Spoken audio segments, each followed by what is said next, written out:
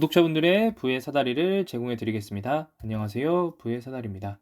네, 오늘은 10월 25일 화요일 장 마감 후에 SK케미칼과 SK바이오사이언스에 대한 영상 올리도록 하겠습니다. 어제 영상을 못 올렸는데요. 지금 폐기물 재활용 실천 제로 검증 실버 등급을 획득했다라는 어제 뉴스가 있었고요. 지금 보게 되시면은 응용 안전과학 글로벌 리더인 UL 솔루션으로부터 폐기물 제로 실버 등급을 받았다고 밝혔다. 뭐 이런 내용들이 있고요. 결국에 SK케미칼이 지향하고자 하는 사업 방향, 친환경, 탄소 중립, 넷제로 이런 부분들에 결국에는 부합하는 그런 상황이기 때문에 결코 나쁜 뉴스는 아니고 시장에서 이 뉴스를 갖고 단기간에 펌핑이 나올 재료는 아닙니다만 결국에 이런 어떤 친환경적인 활동들이 쌓이고 쌓여서 쌓인다면 결국에는 시장에서 탄소 중립 아니면 친환경 테마 누구냐 SK케미칼이다라는 그런 인식을 심어줄 수 있는 내용들 중에 하나입니다. 지금 보게 되시면은 국내 화학물질 및 화학제품 제조업의 사업장 폐기물 제약률이 평균 61%입니다. 근데 SK케미칼은 90% 정도 수준 됩니다. 그렇기 때문에 제가 볼 때는 결코 나쁜 뉴스는 아니라고 생각을 하고요. 다만 시장에서 큰 관심은 현재 보일 수가 없습니다. 왜냐면은 경기가 워낙 안 좋은데 무슨 자꾸 탄소 중립이냐. 왜냐면은 다만 그래도 사회적 비용, 그다음에 기후 변화에 따른 어떤 그런 비용들을 결코 무시할 수 없는 상황이기 때문에 지금 상태에서는 금리 인상으로 인한 어떤 여러 중소기업들이나 중견기업들의 도산이 더 포커스에 맞춰져 있지, 사실은 SK케미칼의 친환경 어떤 산업을 위한 노력이 아직까지는 관심을 받지 못하고 있는 상황입니다. 뭐 어쨌든 그런 내용들은 꾸준히 변화하면서 충분히 받을 수 있지 않을까라는 생각은 들고요. 그 다음에 어제 또 저녁에도 이 재활용 소재 용기 늘리자, 국내외 식품 업체와 협력을 확대한다, 뭐 이런 내용들도 뉴스가 나왔습니다. 그래서 결론적으로는 지금 보게 되시면은 SK케미칼이 식품 용기에 재활용 페트를 활용하는 방안에 속도를 내는 것은 최근 정부가 관련 규제를 완화했기 때문이다. 제가 그때 한번 말씀드렸던 적이 있었는데요. 친환경 플라스틱이 어떤 친환경 사업으로, 신사업으로 분류가 돼서 정부 지원을 받지 못한다고 합니다. 왜냐면은 아직 그런 법안이 없기 때문에 결국에는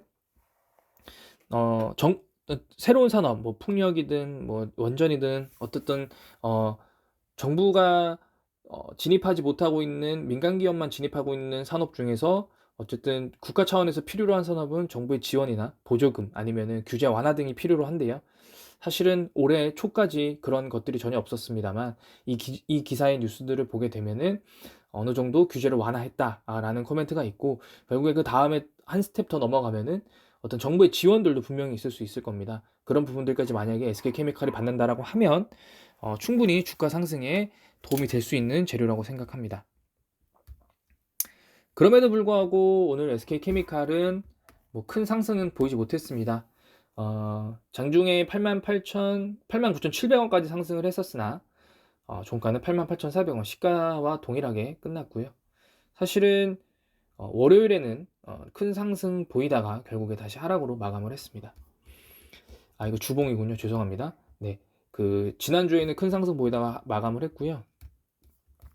일봉으로는 오늘은 88,400원, 네, 시가 대비 상승으로 끝났고 어제는 하락으로 끝났죠. 네, 그래서 현재 상태에서는 뭐 큰 움직임은 보이지 않고 있습니다만 어쨌든 SK케미칼 이렇게 시간이 지나면은 RSI나 스토캐스틱 슬로우가 과매수 영역으로 들어설 거거든요. 그래서 이런 부분들이 이 최소한 9만 원 이상에서 그런 모습들을 보여줘야 수급적인 측면에서 조금 더 개선이 될 수 있는데, 일단은 공매도가 오늘도 어마무시하게 나왔습니다. 어제도 많이 나왔고요. 오늘도 많이 나왔습니다. 그래도 오늘 같은 경우에는 공매도 평균가가 종가보다 낮기 때문에 그래도 좀 낫지 않나라는 생각은 들어지는데요. 결국에는 어떤 증권사가 이렇게 무지막지하게 공매도를 치는지를 나중에 혹시 대량 보유자로 나오게 된다라고 하면은 모르겠는데요. 오늘 지금 현재 오늘 공매도 물량이 약 2만 주 정도 되고요. 2만 주 정도 되고요.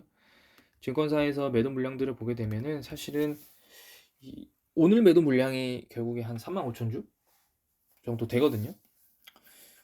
엄청나게 많은 물량들이 이제 그 공매도가 나왔다라고 생각을 하고요. 그 중에서도 신흥투자증권이 가장 압도적이지 않을까라는 저는 생각을 합니다. 뭐 다들 이 SK케미칼을 투자하고 계신 분들은 다들 아실 텐데요. 신한금융투자가 프로그램 매매로 매도를 던지게 되면은 사실은 그날 좀 주가가 좀 어려운 상황이 있긴 합니다. 다만 오늘 맥쿼리 같은 경우에는 18,000주 순매수를 때렸는데요. 사실은 이 부분들도 지속적일지 아닐지를 조금 더 지켜봐야 되지 않나 라는 생각이 듭니다. 그래서 오늘 같은 경우에는 외인도 매수, 기관은 금융투자만 홀로 매수를 했습니다. 그래서 뭐 특별한 매매 동향 주체는 보이지 않고요. 뭐 거래량도 뭐 크게 어떤 특별한 특이 동향을 보이는 건 아닙니다. 그래서 현재 상태에서는 SK케미칼은 3분기 실적이 계속적으로 저는 포커스를 맞추고 싶고요. SK바이오사이언스는 10월 31일에 IR 자료를 내보낸다고 하니까 뭐 그 이후에 SK케미칼이 실적 발표를 하지 않을까라는 생각 듭니다.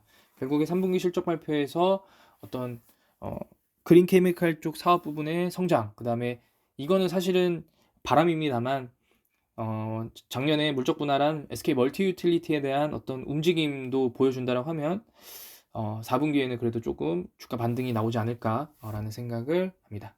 네, SK케미칼은 여기서 마치도록 하겠고요. 다음으로는 오늘 좀 큰 폭으로 상승을 시도했던 SK바이오사이언스에 대해서 영상을 올리도록 하겠습니다.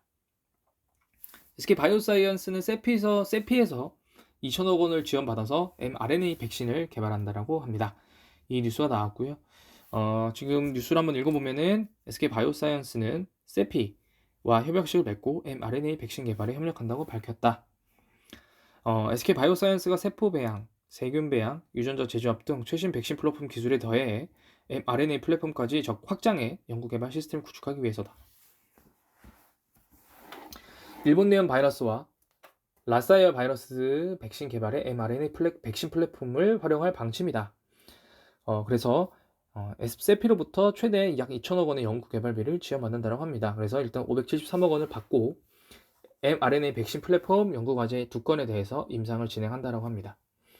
그리고 3상까지 가면은 1,400억 정도 허가 추진 비용으로 활용한다고 합니다. 일단은 늦었습니다만 어쨌든 뭐 우리가 SK바이오사이언스가 앞으로 나아가야 할 방향으로 뉴스가 나온 거라고 저는 생각을 합니다.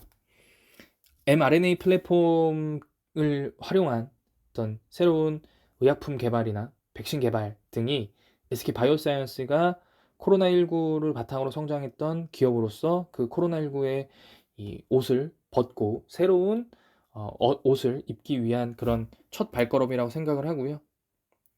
뭐 일단은 매매 동향을 보게 되면은 그럼에도 불구하고 오늘 외인이 매도를 했습니다만 금융투자가 대량으로 매수가 들어왔습니다. 결국에 바이오 산업은 항상 뭐 기관들이 뭐 입맛을 다시는 그런 섹터인데요. 어쨌든 금융투자가 오늘은 단기 투자 목적일 가능성이 높겠습니다만 어쨌든 매수가 들어왔고, 다만 외인이나 연기금은 매도를 했다는 부분은 이 78,000원대의 상승에서 추가적으로 8만원이나 9만원까지의 상승은 좀 뭐 이렇게 녹록치는 않다라고 코멘트를 하고 싶습니다. 일단은 뭐 일본 기준으로는 모든 라인들 5일선, 11선, 21선 위에서 올라섰기 때문에 단기 상승 추세에 있을 수 있다라고는 설명드릴 수 있겠습니다만 단순히 이평선 관점으로는, 그러나 매매 동향이 그렇게 긍정적이지는 않고, 그 다음에 공매도는 뭐 8.8%이기 때문에 중립 의견을 좀 드리고 싶고요. 대차장고도 뭐 최근에 많이 줄었기 때문에 중립 의견이라고 보면, 결국에는 어떤 재료, 결국에 뭐 그게 정부든 아니면은 뭐 다른 기관이든 약 2천억 원 정도, 최대 2천억 원 정도의 연구개발비를 지원받는다는 부분은 상당히 긍정적인 뉴스이고, 거기에 파이자나 모더나가 하고 있는 mRNA 플랫폼 기술 개발을 하고 있는 부분은 상당히 긍정적인 뉴스입니다만, 임상을 진행하는 것이 1상과 2상인 수준, 그러니까 뭐 이미 1상 이상을 통과한 뭐 2상, 3상을 바라보는, 그러니까 뭐 단기 1, 2년 안에 나올 수 있는 그런 백신 개발이 아니라는 부분이 첫 번째 부정적인 뉴스이고, 두 번째는 수급적인 측면에서 이런 좋은 뉴스가 나온다라고 하면 외인이나 연기금 등 어쨌든 장기적으로 조금 종목을 바라보는 관점인 투자자들의 매수가 들어와야 되는데 매수가 들어오지 않았다는 부분, 이 두 가지가 SK 바이오사이언스가 주가 상승을 하는데 녹록지 않다라는 그런 걸림돌이 될 수 있는 두 가지 부분이 있을 거라고 저는 생각을 합니다. 뭐 그럼에도 불구하고 어쨌든 오늘 시장의 하락에도 SK 바이오사이언스는 소폭 상승하면서 마감을 했기 때문에 일단은 하루는 뭐 잘 넘어갔다라고 생각을 하고요. 항상 바이오 종목들, 근데 오늘 보면은 셀트리온도 약 3%의 상승을 보였고요.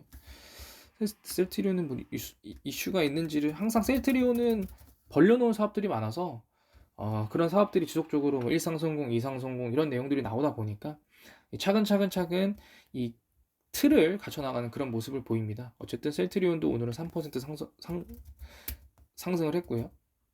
삼성바이오로직스는 오늘 1% 상승을 했습니다. 그러니까 특별한 뉴스가 없음에도 불구하고 삼성바이오로직스나 셀트리온도 상승을 했기 때문에 SK 바이오사이언스가 물론 오늘 4% 정도 상승을 했지만 사실은 더 큰 상승이 나왔어야 됨에도 불구하고 외인의 매도와 연기금의 매도로 인해서 사실은 상승폭이 제한됐다.